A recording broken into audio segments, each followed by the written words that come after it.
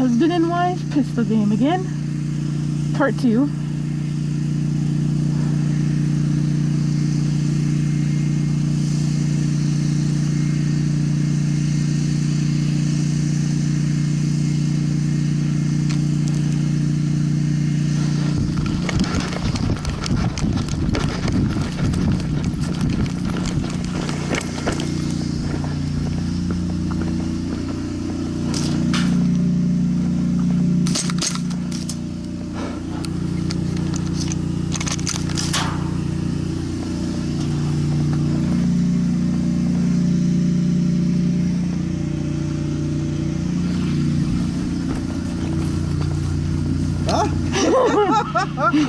I'll call it a draw.